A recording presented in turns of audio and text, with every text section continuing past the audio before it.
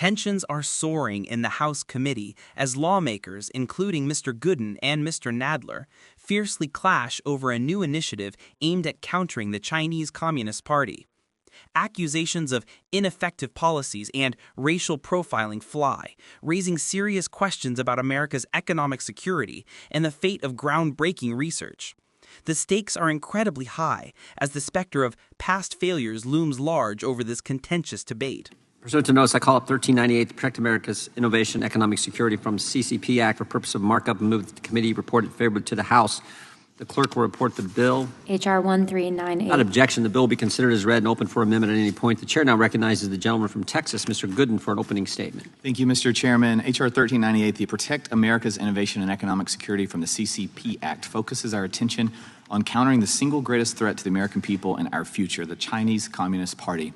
I want to share a quote with you that may sound familiar. There is no country, none, that presents a broader, more comprehensive threat to our ideas, innovation, and our economic security than the Chinese Communist Party. And in many ways, it represents, I think, the defining threat of our era. These warnings aren't without merit. In the past 3 years, there have been a significant number of CCP-backed espionage cases perpetrated against the U.S. and U.S. companies. The sectors most frequently targeted by these espionage activities are our intellectual property and academic institutions, which are the bedrock of American innovation. Trade theft alone costs our economy over half $500 billion annually, and the CCP is responsible for most of that. And while the intelligence community has been sounding the alarm on China's persistent infiltration of our society, economy, and infrastructure for years, little has been done to address the problem. On the contrary, we've taken a step back, and without justifiable reason, we've shuttered programs that prioritize these concerns at a multi-agency level. In its place, we have an unofficial shadow policy to counter the CCP, one that lacks a concrete approach and even worse, lacks accountability. And aside from lacking a proper approach, very little progress has been made under the new policy, one that lacks a concrete approach and even worse, lacks accountability. And aside from lacking a proper approach, very little progress has been made under the new policy. No longer having a prioritized focus on the CCP's espionage activities and rolling back dedicated programs to counter these threats only emboldens the CCP. Such a casual, nonchalant approach to arguably the greatest threat of our lifetime is no laughing matter. Now, one of the reasons for the Biden rollback of the Trump policy or the program was the worry for racial consequences. And so we are not naming it what it was named. And I think one of perhaps the worst affected from this rollback are those of Chinese ethnicity, because Chinese American citizens and the people of Chinese origin in the United States are identified and disproportionately targeted by the CCP to carry out their schemes. The CCP is also known to target, harass, and trap people, especially those of Chinese ethnicity, who don't play along or are perceived as dissenters, the bar for which is extremely low.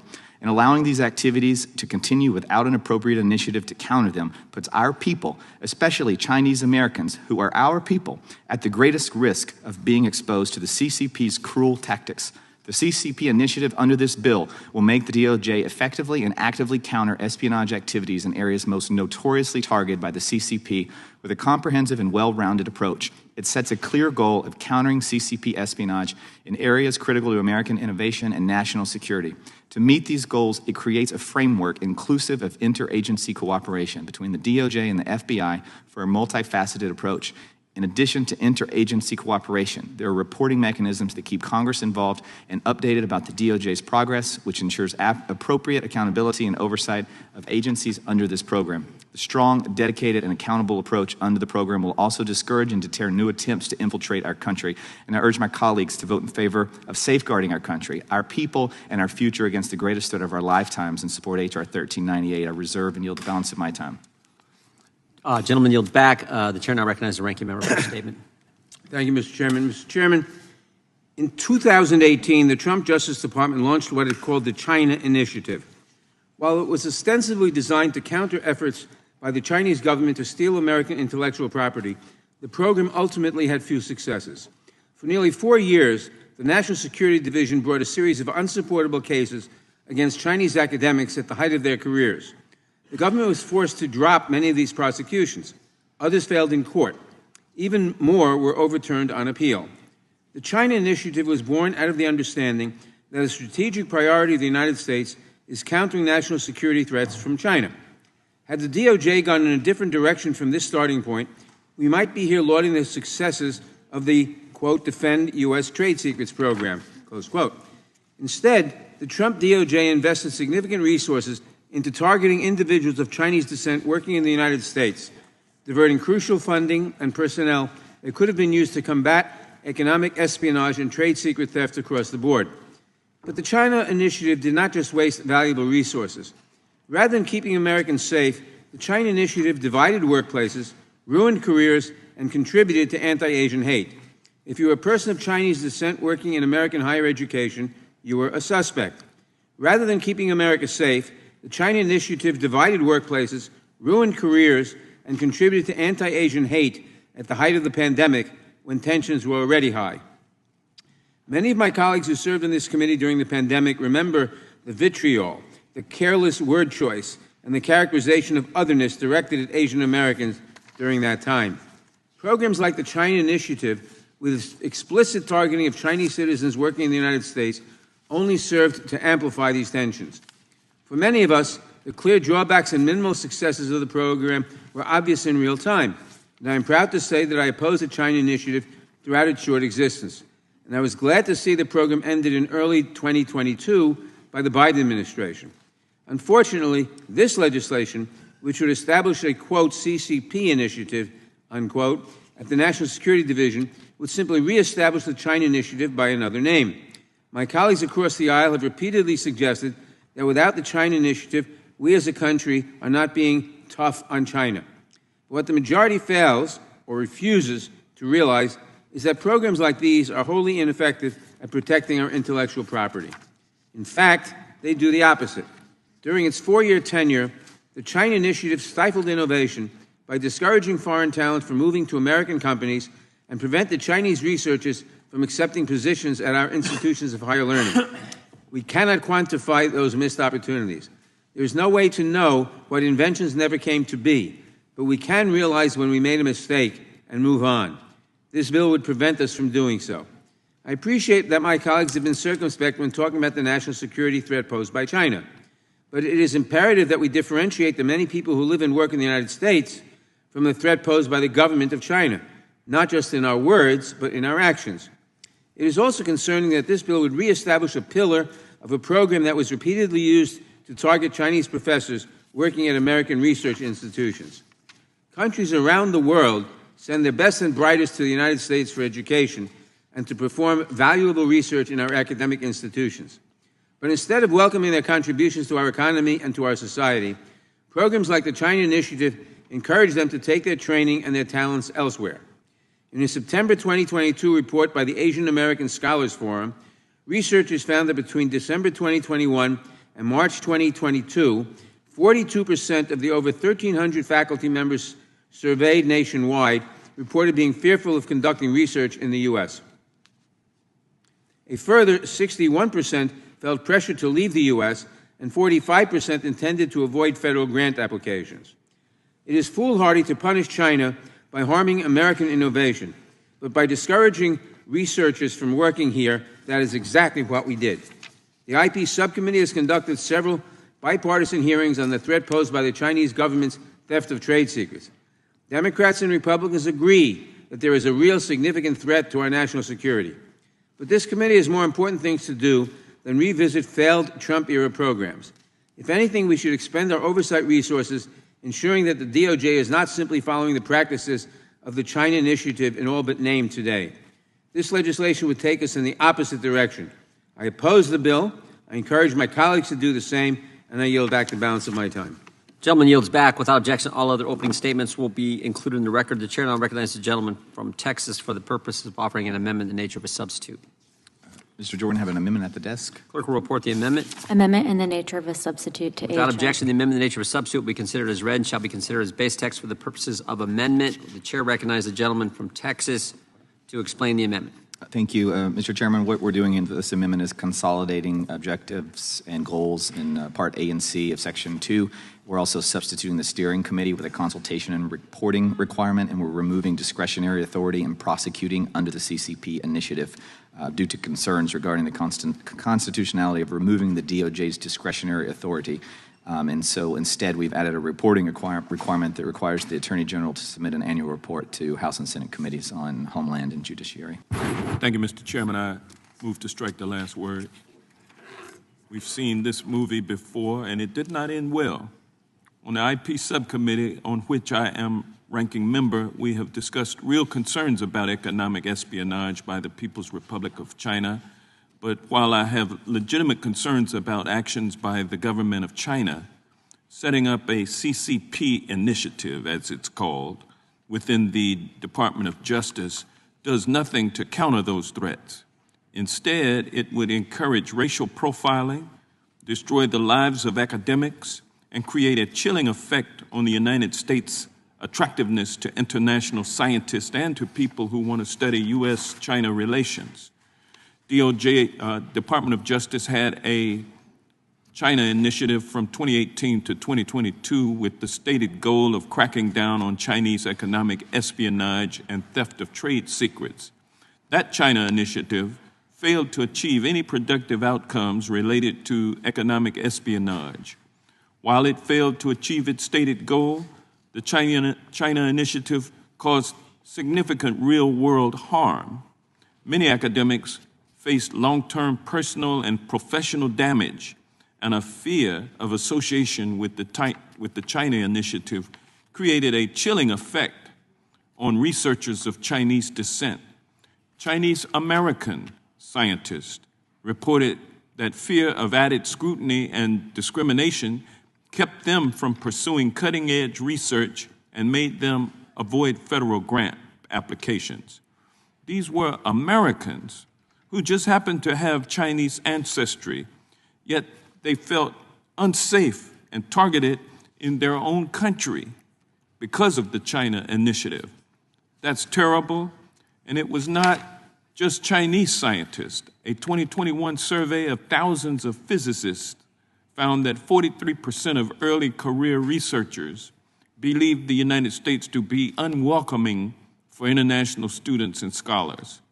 And there was a chill as well on research in fields seeking to study U.S.-China relations. Wisely, the Department of Justice canceled this program in 2022 because it was a failure then, and it would be a failure now. So let's leave it in the past where it belongs. And with that, I yield back. Gentleman yields back. Who seeks recognition? Gentleman from Maryland. Thank you, Mr. Chairman. I had some concerns just from reading it. I'd ask the author of the amendment about this. In Section 2A, this appears to be identifying the targets of who this entity would investigate. And it speaks about intellectual property, academic institutions, and subparagraph 2, and then researchers in labs, universities, and defense industrial base. Is it the gentleman's goal that private high-tech companies would be protected by this language or not?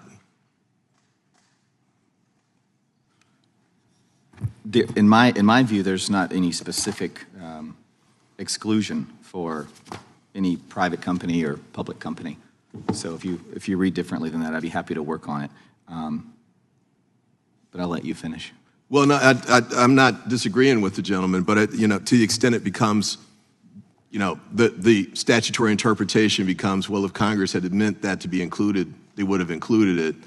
I would urge the gentleman to consider that. Let me be up front. I'm going to oppose the bill, but these are things if it's going to pass. This is a new revelation for me to hear you say that. I would ask the gentleman to consider these issues. And then the second big one that I would raise on page 2 under 6, prioritize and identifying and prosecuting those engaged in trade secret theft, hacking, economic espionage, which I would presume references private high-tech companies that we were discussing before, but doesn't specifically.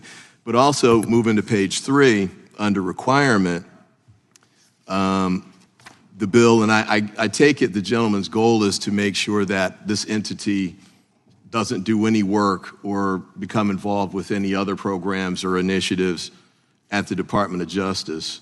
But and you know, given the use of the word prosecuting on the previous page, I'm assuming the goal is not to exclude potential criminal prosecution.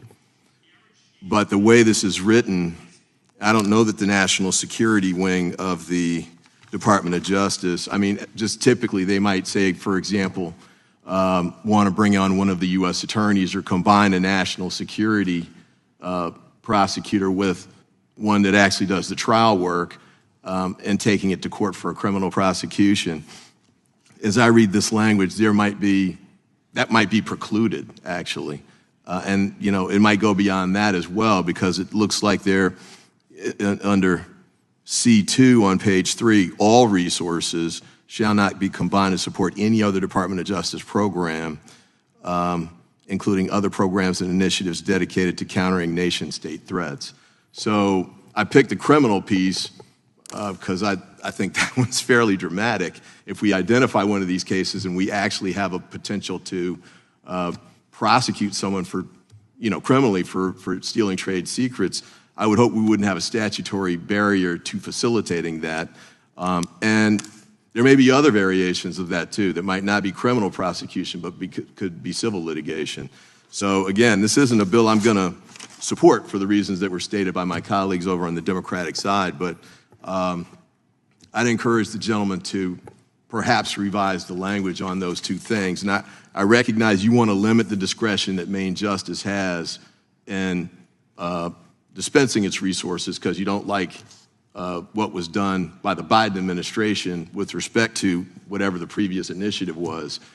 But this might go too far in the other extreme, even for what you're trying to accomplish. And with that, I yield back. Gentleman yields back. Who seeks recognition? Question is on adoption of the amendment in the nature of a substitute. This will be followed immediately by a vote on reporting the bill. All those in favor say aye. Aye. Those opposed, no. In the opinion of the chair, the ayes have it. The amendment in the nature of a substitute is adopted, a reporting quorum being present. The question is on favorably reporting the bill as amended. All those in favor say aye. Aye. Those opposed, no. The ayes have it, and the bill is ordered to be reported favorably to the House. Mr. Chairman? The gentleman. Roll call. Roll call being requested. The clerk will call the roll. Mr. Jordan? Yes. Mr. Jordan votes yes. Mr. Issa? Mr. Gates? Mr. Biggs? Mr. Biggs votes aye. Mr. McClintock? Mr. McClintock votes aye. Mr. Tiffany? Mr. Massey? Mr. Roy? Mr. Roy votes aye. Mr. Bishop? Ms. Spartz? Mr. Fitzgerald? Mr. Fitzgerald votes aye. Mr. Bentz? Mr. Klein? Mr. Klein votes aye. Mr. Armstrong? Mr. Gooden? Mr. Gooden votes aye. Mr. Van Drew? Mr. Nels? Mr. Moore? Mr. Moore votes yes. Mr. Kiley? Ms. Hageman? Mr. Moran? Ms. Lee? Ms. Lee votes aye. Mr. Hunt? Mr. Fry? Mr. Nadler? No. Mr. Nadler votes no. Ms. Lofgren? Ms. Jackson-Lee? Mr. Cohen? Mr. Johnson? Mr. Johnson votes no. Mr. Schiff? Mr. Swalwell? Mr. Liu? Ms. Jayapal? Mr. Correa? Ms. Scanlon? Ms. Scanlon votes no. Mr. Neguse? Ms. McBath? Ms. Dean? Ms. Escobar? Ms. Ross? Ms. Ross votes no. Ms. Bush? Mr. Ivy? Mr. Ivy votes no. Ms. Ballant? Ms. Ballant votes no.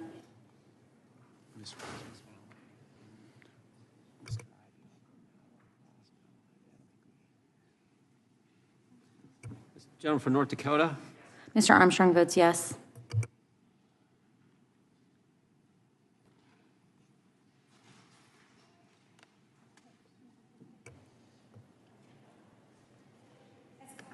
Ms. Escobar votes no.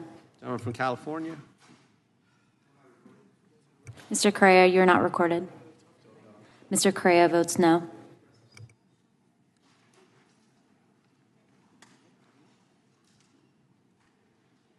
Gentleman from Florida. Mr. Gates votes aye. The House committee has voted, but the battle lines are drawn.